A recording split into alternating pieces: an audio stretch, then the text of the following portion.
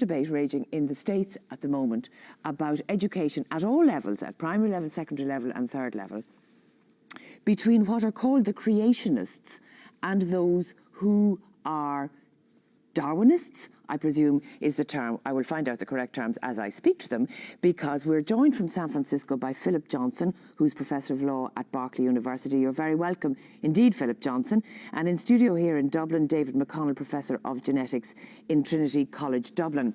Let me start with you in San Francisco, if I may. You tell me about creationism and what rows it has with Darwinism. There are basically two distinct controversies involved here. One is the one that's been much publicized between the biblical fundamentalists and largely the geologists, having to do with the Genesis chronology and the age of the earth.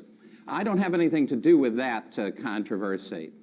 But in the academic world, in the intellectual world here in the United States, there's a growing question about the philosophical materialism which is associated with evolutionary biology.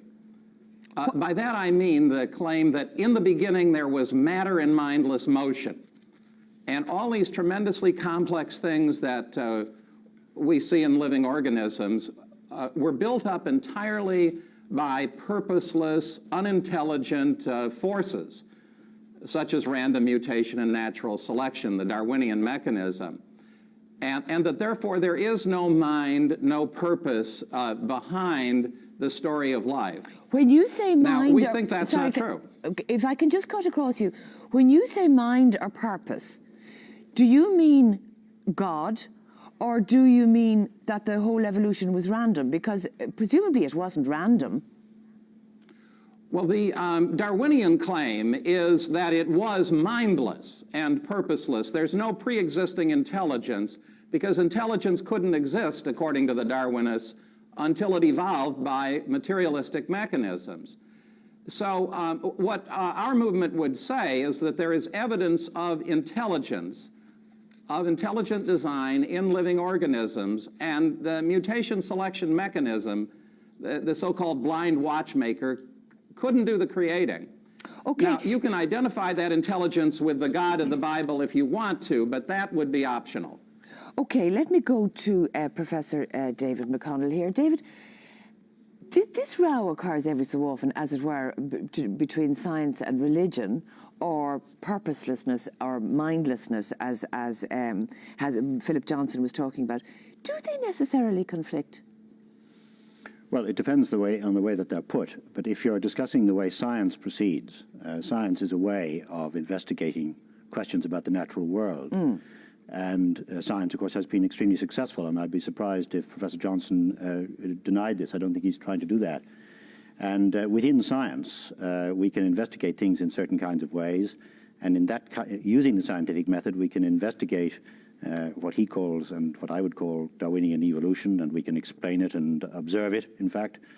And we cannot, however, observe the sorts of things that he is referring to. Like? Like God. There is no way in which a scientist can investigate God. And science has, in the extreme philosophical sense, has nothing whatsoever to say about God, either for or against God.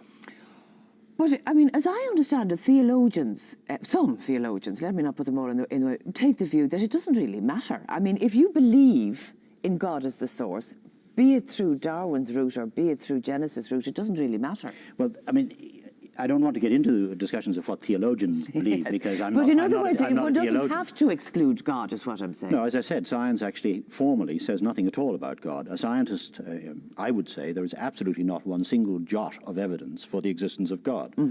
Now, other people might say, well... that's what's in dispute. Well, it isn't in dispute amongst the vast majority of biologists worldwide. Well, because they're philosophical materialists. It happens to be a major controversy in the United States, which is going through an extraordinary phenomenon of the rise of fundamentalist religion, which many of us find really quite alarming, and thankfully has not happened in Europe. And the sorts of problems which are faced by the American scientists, thankfully we don't have to deal with, because, for example, the Catholic Church and the Church of England, Church of Ireland, the Episcopalian Church, the Presbyterian Church, the Methodist Church, and so on, the mainstream high philosophical churches don't have any difficulties with the theory of evolution. Whereas in the United States, there are tens of millions of fundamentalists who actually don't believe in the Darwinian theory of evolution. And Professor Johnson may say that he doesn't want to be identified with that group of people, but that group of people is causing absolute havoc in the school system and in the university system in the United States. In what way? Well, they're attempting to interfere with the teaching of science. Is that correct? Let me go to Professor Philip Johnson. Are you taking the science out of science? No, not at all. You know, one of my closest colleagues is Professor Michael Behe of Lehigh University, a biochemist and a distinguished one. He's publishing a book in August from a major New York trade publisher, and this book is called Darwin's Black Box. Now, the thesis is that when you understand how complex biological organs, things like blood circulation, the immune system, and vision, operate at the biochemical level, you will see that they are irreducibly complex. Now, and what that means is that they're made up of a whole lot of very complicated parts, all of which have to be present together in order for the whole system to operate. So? And Behe points out that the Darwinian biochemists don't even publish papers attempting to explain how these systems at the biochemical level could be made by this mutation selection mechanism. Yeah, but now, that's a genuine scientific and philosophical controversy. Yeah, but can I ask you a question? I mean, surely it is acceptable that one has a faith or a belief in God. Some people do, some people don't. But it doesn't alter facts, like it doesn't alter things like carbon dating and all of that. And if one has a faith, well, isn't that a kind of a separate thing, really? Well, I would say that biochemists who are materialists, like my friend on the program here, have a faith. They have a strong faith that there are materialistic answers to everything. And it's that faith that we're calling into question. The idea that they have facts and reason and their critics just have faith, that's just a word game. That just prejudices the discussion. Well, okay, of course so, it sorry, isn't, yes? because the way we proceed is we make observations which, of course, can be tested by any scientist working in our particular field. And we are able to verify the observations and have our ideas tested by the scientific method. This has been a very fruitful line of inquiry, and it includes, by the way, the study of biochemistry.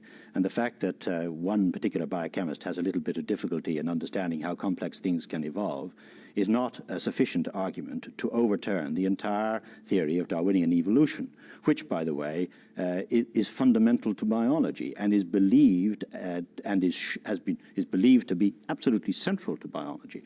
Now, when I use the word belief there, it's the religion of biology. Pardon? Say that again? It's the religion of contemporary biologists. Absolutely, absolutely not. Religion is a completely system. Unverifiable idea, which some people happen to have. You have a particular religion, I think, Professor Johnson. I suspect it's probably very close to the religion of your parents. If you'd been born in Burma, you'd probably be a Buddhist. Totally different religion, but you know. And if I'd been brought up and indoctrinated in the community of materialist biologists, I might be a materialist. But I wasn't, and I am. So you acquire a viewpoint about Darwinian evolution by studying it as a biologist, and the vast majority of biologists. That's in fact, what our colleagues are doing. We founded a journal. Well, one or two slightly mechanism. offbeat American biochemists writing books which have a huge circulation in the United States, where there are vast millions of people wanting to find the theory of evolution at fault because they are essentially fundamentalists.